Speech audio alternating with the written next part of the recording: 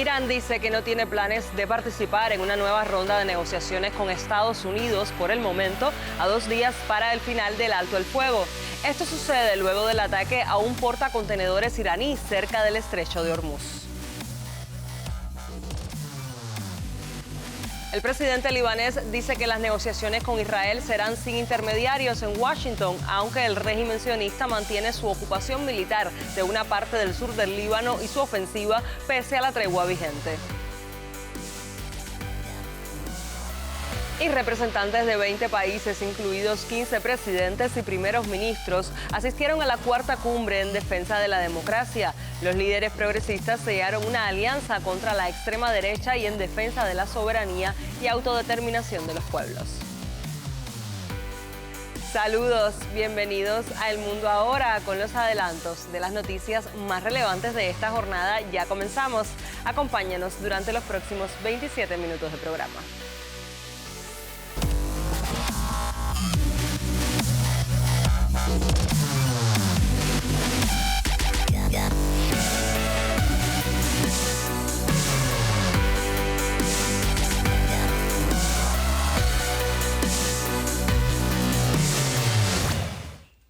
Iniciamos nuestro recorrido por las noticias de mayor impacto en el mundo. El presidente de Irán, Masoud Pezeshkian, afirmó que su país intentará poner fin a la guerra impuesta a la nación persa por Estados Unidos e Israel y al mismo tiempo preservar el honor nacional.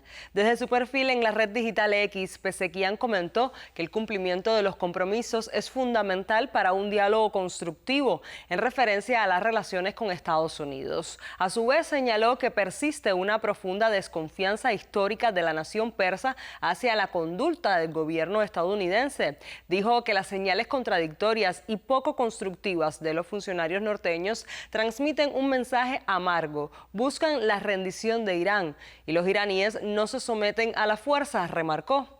Al respecto, en conferencia de prensa, el portavoz del Ministerio de Relaciones Exteriores del país persa, Esmael Bakei, recordó que la contraparte estadounidense viola constantemente los acuerdos de alto el fuego y con ello socava la credibilidad de las negociaciones. As for your first question, we certainly cannot forget the very costly experience we had over the past year. Not even for a moment can we forget it. As you noted, the United States, on 2 occasions within less than 9 months, turned negotiations into a betrayal of diplomacy and severely violated the rights of nations. We are following developments with full vigilance, and in other diplomatic tracks we exercise the same level of caution, perhaps even more. At times one must be wary of hostile intentions, and I believe this is the prudent responsibility in these negotiations and across all our commitments.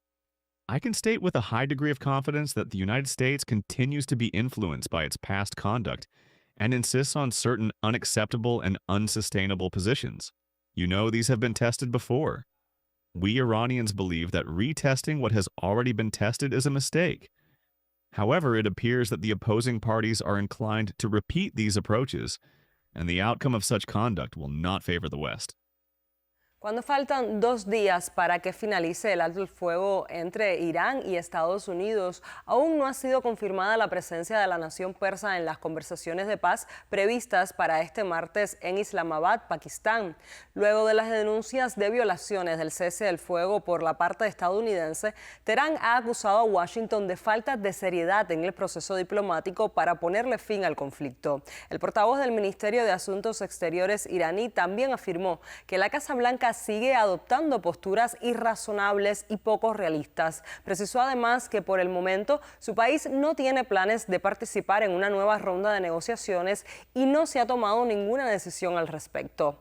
Al cierre de esta información, el vicepresidente de Estados Unidos, J.D. Vance, no había partido aún hacia Islamabad, pese a que el presidente Donald Trump declaró este lunes que ya estaba en camino. Los planes de reunión se mantienen en territorio pakistaní y sus autoridades han paralizado su capital con el cierre total de oficinas y escuelas en la zona diplomática. La víspera, este fin de semana, las tensiones escalaron entre ambas partes luego de que las fuerzas estadounidenses apostadas en el Golfo de Omán atacaran un carguero iraní. La Armada estadounidense abrió fuego en el Golfo de Omán contra un carguero iraní y tomó el control del mismo luego de que la nave intentara romper el bloqueo estadounidense a los puertos de Irán, afirmó en sus redes el presidente Donald Trump. Después de que el buque iraní Touska hiciera caso omiso de las advertencias para detenerse, el destructor de misiles guiados USS Spruance los detuvo en seco abriendo un agujero en la sala de máquinas. En ese momento, los Marines estadounidenses tienen la custodia del buque y están viendo qué hay a bordo, escribió el mandatario en su red Truth Social. Trump señaló que el Touska está bajo sanciones del Departamento del Tesoro de Estados Unidos debido a antecedentes de actividades ilegales. Ante este escenario, las Fuerzas Armadas de la nación persa calificaron el hecho como un acto de piratería marítima. Así lo reporta la radiodifusora estatal iraní IRIB en una publicación en la red digital Telegram. El ente militar advirtió sobre posibles respuestas desde Teherán. Escuchemos. The spokesperson for the central headquarters of Khatam al-Anbiya announced, after the clear aggression of America's terrorist commandos against an Iranian commercial ship in the waters of the Sea of Oman, the armed forces of the Islamic Republic of Iran were ready for a decisive confrontation with the invading American forces. Due to the presence of some crew members' families and in order to protect their lives and safety as they were at constant risk, they, the armed forces, faced limitations. The armed forces, taking into account the current conditions and after ensuring the safety of the lives of the families and crew members of the ship targeted by the United States.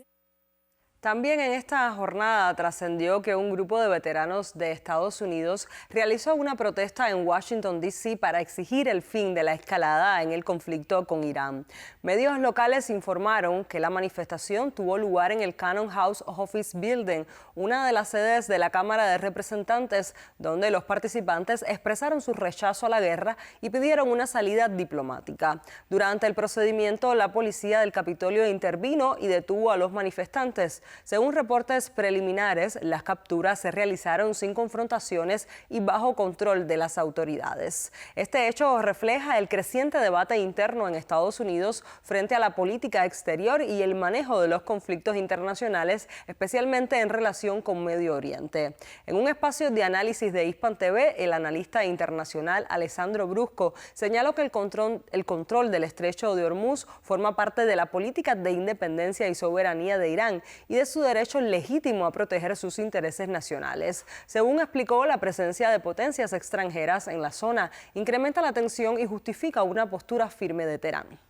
El cierre del estrecho de Hormuz como una medida soberana de la República Islámica de Irán ante la agresión de Estados Unidos implicó profundizar la crisis económica a escala global a partir del aumento del petróleo.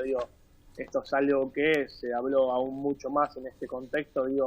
Esto del 20% de circulación que pasa de la producción de petróleo en el mundo por el estrecho de Hormuz, lo que implica para economías tan importantes de la zona, de Asia, tanto Pakistán, la India, las monarquías árabes, incluso China, es una zona estratégica en términos económicos, en términos comerciales, y eso obviamente implicaría el aumento del precio del petróleo, lo que hace que las economías aumenten, en las economías locales aumenten los precios de los bienes y servicios, y en ese sentido la crisis se profundizaría. O sea, eso ya sucedió en estos 40 días, volvería a pasar en el caso que siga esta situación, pero tengamos en cuenta esto y señalar que en el caso que suceda, es una medida soberana de la República Islámica de Irán, porque tiene el derecho legítimo internacional del control del estrecho de Hormuz y es parte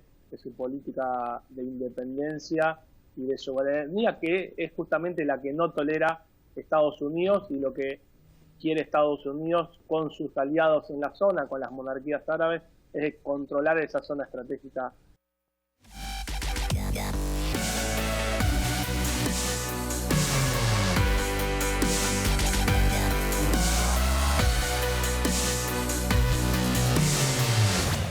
Continuamos en la región de Medio Oriente, donde representantes de Israel y del Líbano mantendrán el próximo jueves en Washington una segunda ronda de negociaciones para explorar el fin del conflicto sin la participación de Hezbollah, según confirmó este lunes Estados Unidos, que actúa como mediador.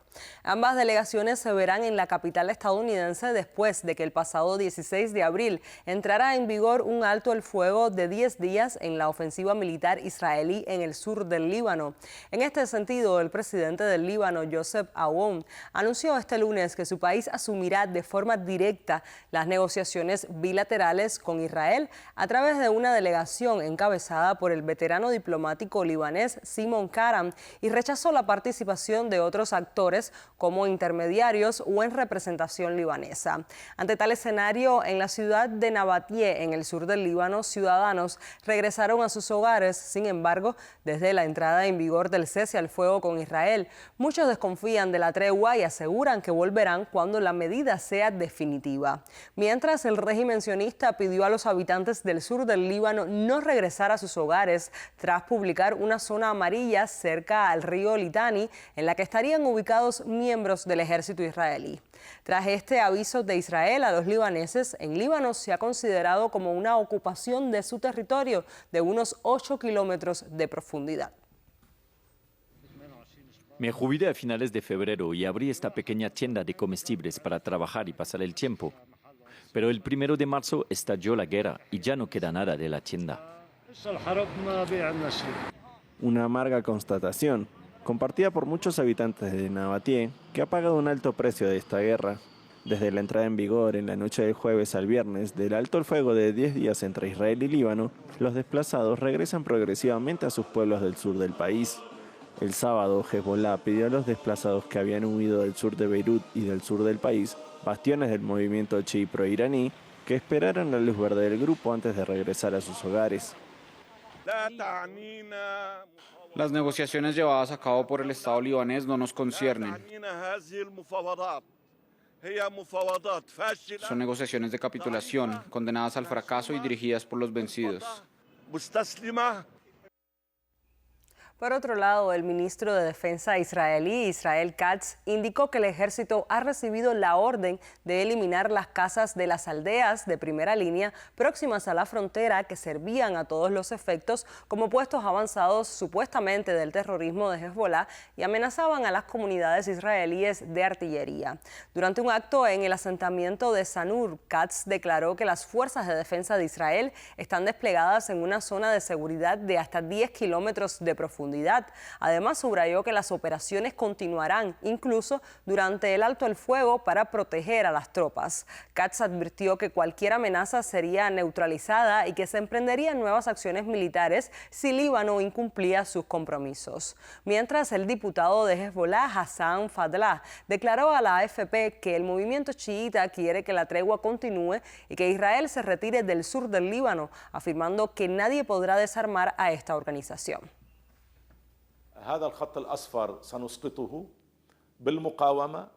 Derribaremos esta línea amarilla mediante la resistencia, mediante nuestra insistencia en nuestro derecho legítimo a defendernos a nosotros mismos y a nuestro país. El Estado libanés, a través de su diplomacia, está obligado a actuar al respecto y no a entablar negociaciones directas cuando la parte estadounidense no ha ofrecido nada y no ha recibido nada hasta ahora, ni de los estadounidenses ni del enemigo.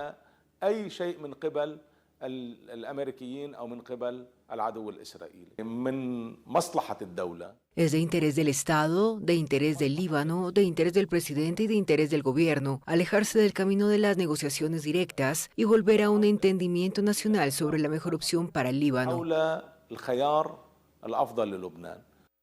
Desde que comenzó la ofensiva israelí el 2 de marzo, más de 2.000 personas han perdido la vida y 7.000 han resultado heridas en los ataques israelíes, según el Ministerio de Sanidad libanés. Además, más de 1,2 millones de personas, una quinta parte de la población total libanesa estimada, se encuentran desplazadas internamente, entre ellas más de 400.000 niños, según organizaciones humanitarias, y los ataques israelíes han destruido infraestructuras civiles esenciales residenciales y han afectado gravemente a los servicios sanitarios. Los ataques aéreos israelíes también han tenido como objetivo pueblos y aldeas en el valle de Beca, en el este de Líbano. Tras el ataque del enemigo sionista a la ciudad de Eti, seguimos trabajando por cuarto día consecutivo en la búsqueda de desaparecidos. 6 personas están desaparecidas. El total es de 6 edificios destruidos. El número de muertos asciende a 18. Hay 64 heridos. En los primeros momentos estábamos extrayendo a 18 víctimas de entre los escombros. Gracias a Dios fueron rescatados por la asociación Al-Rala. Todos están vivos y han sido trasladados a hospitales de zona. Ahora llevamos trabajando por cuarto día consecutivo y todavía hay personas desaparecidas bajo los escombros. Creo que este es uno de los ataques más duros en todo el sur, o incluso en todo el Líbano, no solo en su conjunto. Todavía no hemos tomado el descanso que se supone que debemos tomar. Siempre estamos al lado de nuestra gente. Durante la última guerra, que duró 66 días, descansamos el día 75, es decir, después de que terminó la guerra. Después de haber entrado a las casas de nuestra gente, despejado las carreteras y restaurado el servicio eléctrico para ellos, seguimos retirando los escombros y abriendo las carreteras para nuestra gente. No importa si nuestro trabajo dura un día, 10 días, no tenemos ningún problema con eso. Por el bien de la gente del Líbano, continuaremos hasta nuestro último aliento. En este contexto, la Fuerza Interina de las Naciones Unidas en Líbano rindió homenaje este fin de semana a un casco azul francés asesinado el sábado en Gadurilla, en el sur del país. El sargento jefe Florian Montorio, de 39 años, murió cuando su patrulla fue atacada con armas ligeras mientras desactivaba explosivos en una carretera para restablecer el contacto con posiciones aisladas de la misión. 3 cascos azules además resultaron heridos, 2 de ellos de gravedad, en una ceremonia en el aeropuerto de Beirut antes de la repatriación del cuerpo a Francia. El jefe de UNIFIL, el general de división Diodato Abagnara, le rindió tributo. Diste todo lo que tenías por la paz en esta tierra, tienes todo nuestro respeto. Como tu comandante te hablo con respeto y con el corazón apesadumbrado, expresó. Montorio además fue condecorado a título póstumo con las medallas de la ONU y del ejército libanés. La Fuerza Interina de Naciones Unidas en Líbano es una misión de paz creada en 1978 por el Consejo de Seguridad de la ONU. El objetivo principal de los llamados cascos azules es supervisar el cese de hostilidades entre Israel y Líbano, apoyar al ejército libanés en el sur del país y garantizar asistencia humanitaria a la población civil. Es la fuerza provisional de las Naciones Unidas en Líbano. Sus fuerzas de paz patrullan a lo largo de la línea azul, en la frontera entre Líbano e Israel, que fue establecida en 1978. Israel había invadido entonces el sur de su vecino del norte en respuesta a los ataques de la Organización de Liberación Palestina, que tenían bases en la zona. La ONU desplegó la fuerza para acompañar la retirada de las tropas israelíes y no ha salido de este territorio desde entonces. La guerra estalló en el sur del Líbano entre Hezbollah e Israel en el verano de 2006, y tras esa crisis, el mandato de la FINUL se amplió para incluir nuevas tareas. Tras la crisis de 2006, el Consejo de Seguridad reforzó la FINUL y decidió que además del mandato original, entre otras cosas, supervisaría el cese de las hostilidades, acompañaría y apoyaría a las Fuerzas Armadas libanesas a medida que se desplegaran por todo el sur del Líbano, y ampliaría su asistencia para ayudar a garantizar el acceso humanitario a las poblaciones civiles y el retorno voluntario y seguro de las personas desplazadas. La misión de mantenimiento de la paz tiene su base en Naqoura, en el extremo sur del país. Al 30 de marzo de 2026, la FINUL estaba compuesta por poco más de 7.500 efectivos de mantenimiento de la paz procedentes de 47 países que aportan tropas. Los contingentes más grandes son de Indonesia e Italia. Francia tiene más de 600 efectivos militares en la fuerza. El papel principal de la FINUL es observar. No tiene ni el mandato ni los medios para intervenir militarmente entre las partes del conflicto.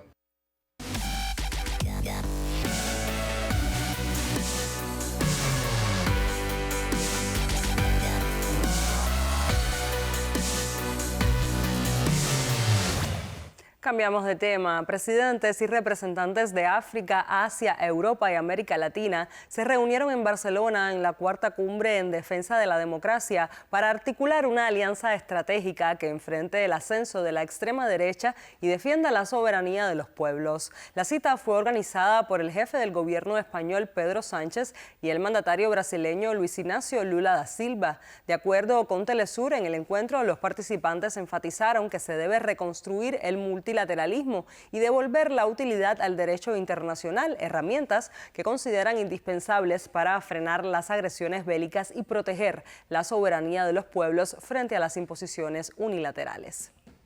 Compartimos la visión de que la democracia es el mejor sistema para responder a la complejidad de nuestras sociedades.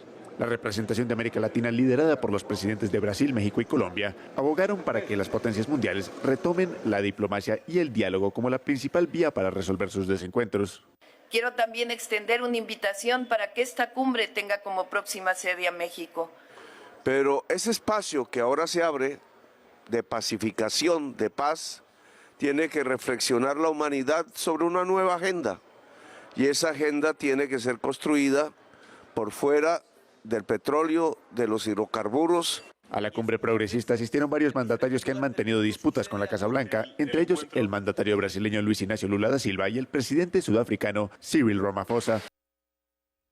En esta cumbre, la presidenta de México, Claudia Sheinbaum, propuso una declaración en contra de la intervención militar en Cuba. De una intervención, además, la mandataria de la nación azteca destacó que su país ha sabido sostener sus principios incluso en soledad y que alzó la voz contra el bloqueo a Cuba en 1962, cuando otros guardaron silencio. También el presidente brasileño Luis Ignacio Lula da Silva aseguró que se debe terminar el bloqueo a Cuba y dejar que los cubanos vivan su vida. No es posible que nos quedemos en silencio ante eso, aseguró el mandatario.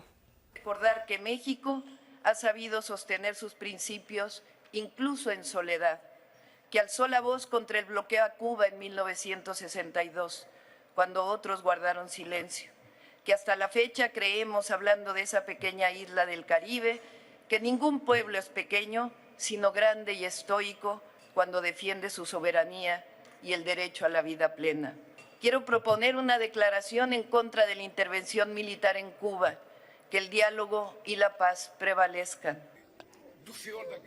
Nosotros tenemos que ir contra el señor de la guerra, que habla todos los días que tiene más tecnología, más marineros, puede hacer todo. No, es posible. Eso no es posible. Yo estoy preocupado con Cuba, muy preocupado con Cuba. Cuba tiene problemas, pero es problema de los cubanos. No es de Lula o de Claudia o de Trump, es un problema del pueblo cubano. Hay que parar con ese bloqueo a Cuba y dejen que los cubanos vivan su vida. No es posible que nos quedemos en silencio ante eso. En los debates sobresalió un no a la guerra, especialmente en Irán, Líbano y la situación en Gaza. Además de cómo combatir la desinformación, los discursos de odio en redes sociales y la búsqueda de una agenda económica que no dependa de las grandes potencias y que sea sostenible. En paralelo, se realizó la cumbre progresista global que reunió a más de 3.000 líderes de izquierda para blindar la democracia y frenar el avance de la extrema derecha. El encuentro se consolidó como una alternativa política frente al avance de las fuerzas conservadoras. Los líderes presentes en Barcelona buscaron visibilizar soluciones que garanticen la justicia social y la defensa de la democracia mediante la unión de diversas regiones y generaciones. En la clausura, el presidente del gobierno español, Pedro Sánchez, apeló al orgullo de la izquierda, reivindicando sus postulados frente a una derecha y ultraderecha que afirma infunden pesimismo y desesperanza. Han intentado que nos avergoncemos de nuestras ideas y de nuestra historia, pero eso se acabó, dijo Sánchez, y aseguró que la gente se está dando cuenta que no tienen proyectos, solo tienen odio y eslóganes vacíos, políticos y equivocados que solo han traído inflación, guerra, desigualdad y fracturas sociales. Ya hemos tomado en nuestras manos 3 importantes instrumentos que nos van a hacer falta para cambiar el transcurso de la historia. En primer lugar, lo que se respira aquí: unidad. Unidad, unidad, Por eso estamos aquí, para celebrar y para consolidar nuestra unidad. Unidad entre fuerzas progresistas, entre países, entre generaciones. Unidad en la diversidad para trabajar juntos y recuperar un horizonte compartido. En segundo lugar, algo que ha dicho el gobernador Tim Walz, que me parece muy importante. También el presidente Lula. Muchos otros oradores, también como la primera ministra de Barbados. El orgullo. Recuperar el orgullo.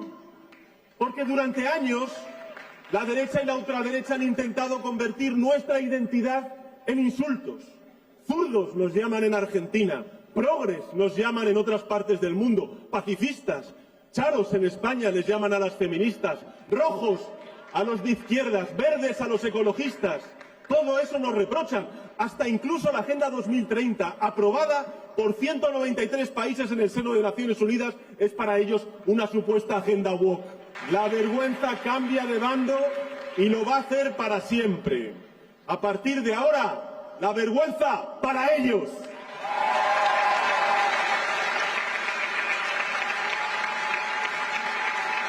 La vergüenza para aquellos que callan ante la injusticia, la vergüenza para aquellos que explotan a los trabajadores y trabajadoras, los que criminalizan al diferente, los que convierten derechos en mercancías, los que defienden el privilegio de las élites, los que apoyan la guerra y la violencia en Gaza, en Cisjordania, en Ucrania, en el Líbano, en Oriente Medio. La vergüenza para ellos, para nosotros el orgullo. El orgullo, sí. El orgullo de ser pacifistas porque amamos la paz. El orgullo de ser ecologistas porque queremos un planeta habitable para nuestros hijos y nuestras hijas. El orgullo de ser sindicalistas porque queremos derechos trabajadores y a las trabajadoras reconocidos. El orgullo de ser feministas porque queremos un mundo en que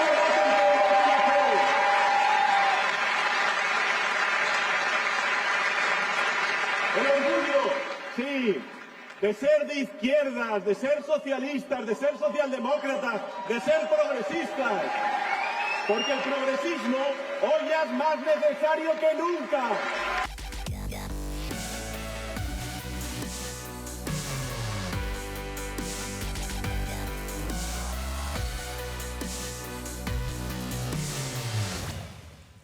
Con el repaso de las noticias más relevantes del panorama internacional en las últimas horas, ponemos punto final a esta emisión del programa. Manténgase informado en el canal cubano de noticias.